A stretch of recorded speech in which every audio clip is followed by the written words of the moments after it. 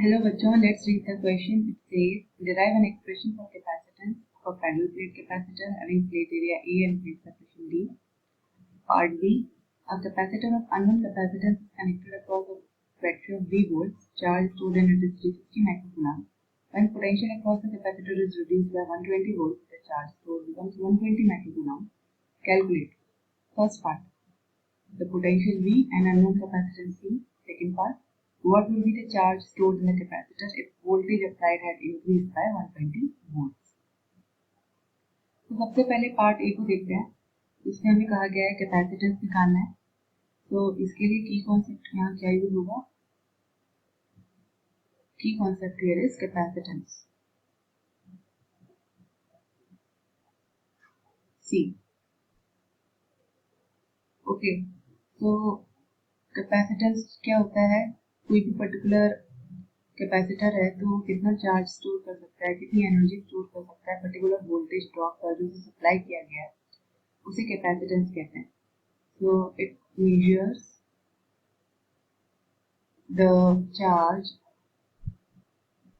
stored in a capacitor at a particular voltage drop.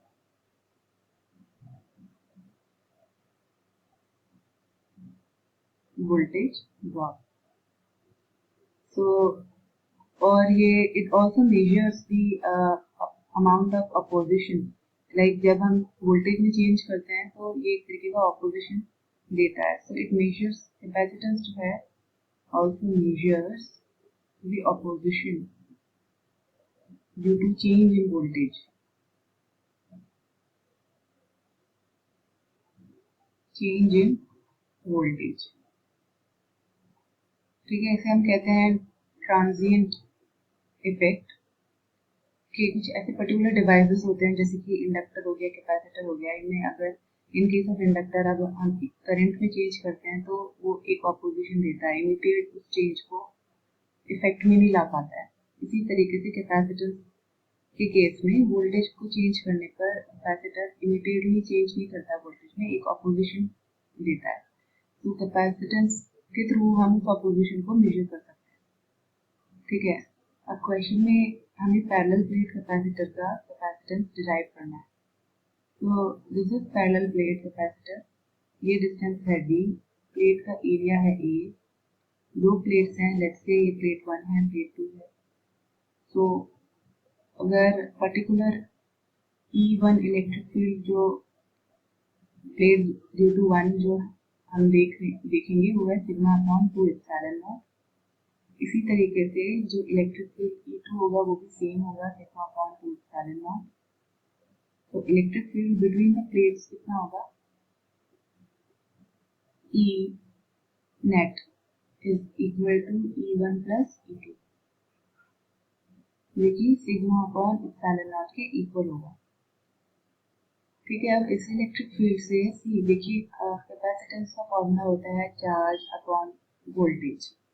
सो हम क्या कर रहे हैं, इलेक्ट्रिक फील्ड के थ्रू वोल्टेज निकालेंगे और चार्ज भी कैलकुलेट करेंगे और दोनों को डिवाइड करेंगे। तो यहाँ सबसे पहले वोल्टेज देखते हैं।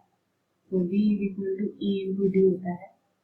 इलेक्ट्रिक फील्ड हमने निकाला, net electric field sigma upon epsilon not into D. Further इसे ओपन करके लिख सकते हैं QD upon A epsilon not.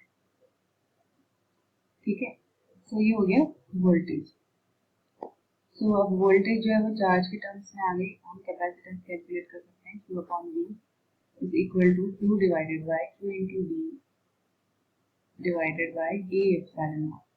तो Q से Q कैंसिल हो जाएगा और हमारे पास बचेगा A epsilon not upon D। तो कैपेसिटेंस क्या हो जाएगी? A epsilon not upon D for a parallel plate capacitor. Okay, तो ये फर्स्ट पार्ट हो गया, फर्स्ट पार्ट इज डन। अब सेकंड पार्ट भी कहता है कि एक कैपेसिटर है अननोन कैपेसिटेंस का, उसके अक्रॉस वोल्टेज लगी हुई है और चार्ज स्टोर कर रहा है 360 माइक्रोकूलम। तो जब हम पोटेंशियल को कम कर देते हैं 120 वोल्ट से तो चार्ज 120 माइक्रोकूलम का स्टोर होता है। तो हमें कैलकुलेट क्या करना है?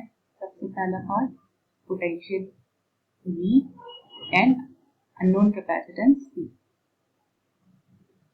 So for the B part, question में कैपेसिटेंस की कॉन्सेप्ट क्या होगा? अगेन कैपेसिटेंस, और यहाँ पे कैपेसिटेंस क्या होगा? Q upon V is equal to, it's just Q upon V. Okay, तो लेट्स से जो कैपेसिटर इनिशियली दिया गया है जिसमें कुछ V वोल्टेज है, फर्स्ट केस देखते हैं. फर्स्ट केस है V वोल्टेज है और चार्ज कितना स्टोर हो रहा है? 360 माइक्रोकूलम. ऐसे सेकंड केस है जब वोल्टेज को हमने 120 वोल्ट से कम कर दिया और चार्ज कितना स्टोर हो रहा है? 120 माइक्रोकूलम. तो यहाँ पे इसको हटा सकते हैं, ठीक है. V माइनस 120 इस चार्ज के लिए इतना स्टोर हो रहा है. तो फर्स्ट केस में अगर हम देखें कैपेसिटेंस क्या होगी? Q upon V is equal to 360 upon V. इसी तरीके से सेकेंड केस में कैपेसिटेंस क्या होगी? 120 डिवाइडेड बाय V माइनस 120. तो यहाँ पे कैपेसिटेंस तो सेम ही है, उसके क्रॉस केवल हमने वोल्टेज और करंट को चेंज किया है. तो चार्ज इसके अकॉर्डिंग सेट चेंज हो जाएगा, ठीक है. वोल्टेज पे डिपेंड करता है कि चार्ज कितना स्टोर करेगा कैपेसिटर, राइट. तो यहाँ कैपेसिटेंस दोनों केसेस में सेम होगी, तो हम इसको इक्वेट कर सकते हैं. तो 360 upon V is equal to 120 divided by V minus 120. तो 12 3 जा 36. फर्दर सॉल्व करते हैं. V divided by 36, 3 divided by V is equal to V1 upon V minus 120. So 3V minus 360 is equal to V. So 3V minus V is 2V is equal to 360. V is equal to 120. Sorry, 180.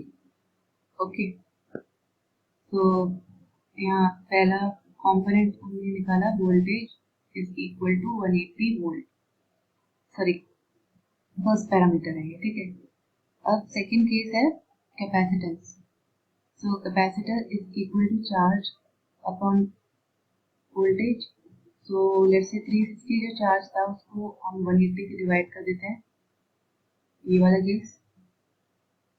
तो यहाँ से capacitance आ जाएगी 2 microfarad. तो ये आ गई capacitance. ये है first part. Second part ये कह रहा है what will be the charge stored in the capacitor if voltage applied had increased by 120 volt. So अब फिर से वही केस लेते हैं. हमें पता है पहले 360 वोल्ट थी. एक second, voltage applied had increased by 120. अब हमारे पास वोल्टेज हमने कैलकुलेट कर लिए, ये कितने हैं? 180, ठीक है. तो 180 प्लस 120 सेकेंड पार्ट, तो ये कितना हो जाएगा? 300 वोल्ट. अब अगर इतनी वोल्टेज अप्लाई करेंगे तो चार्ज कितना स्टोर होगा ये हमें निकालना है. तो कैपेसिटेंस हमने पहले कैलकुलेट की है 2 माइक्रोफैरड, और ये कितना होता है? Charge upon voltage. तो charge is equal to 2 into 300 is equal to 600 microcoulomb. So ये चार्ज स्टोर होगा अगर आप वोल्टेज को 120 वोल्ट से बढ़ा देते हो. So this is the answer. I hope you understood it well. Best of luck.